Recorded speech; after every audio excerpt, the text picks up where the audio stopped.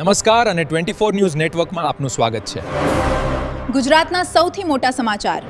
આજની breaking news છે. ઉમરીમાં આજે યોજાયેલા વાઘેલા જાગીરદાર સમાજના પ્રથમ સમૂહલગ્નોત્સવ 29 નવદંપતિ પવિત્ર બંધનમાં બંધાયા.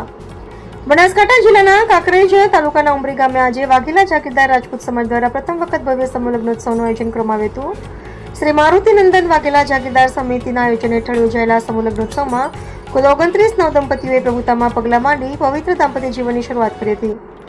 સમૂહલગ્નોત્સવમાં નવદંપતિઓને જીવન જરૂરિયાતની અનેક ચીજવસ્તુઓ કર્યા રૂપે અર્પણ કરવામાં આવી હતી, જેમાં ફ્રીજ, LCD ટીવી, કુલર, ઘરઘંટી સામાન, ટીવી સહિતની જરૂરી વસ્તુઓ ભેટ સ્વરૂપે આપવામાં આવી હતી, જેથી નવદંપતિઓના નવા જીવનની શરૂઆત સુખદ અને સરળ બની રહે.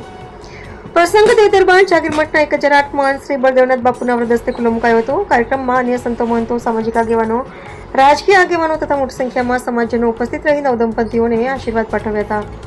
સમૂહલગ્નોત્સવનું આયોજન ઉમરી ગામે આવેલા શ્રી કાપડી વડલા હનુમાનજી મહારાજ મંદિર નજીક કરવામાં આવ્યું હતું. પ્રસંગને લઈને ભવ્ય મંડપ ડેકોરેશન અને વરકન્યાઓ માટે વિશેષ વ્યવસ્થા કરવામાં આવી હતી, જે આકર્ષણનું કેન્દ્ર બની હતી.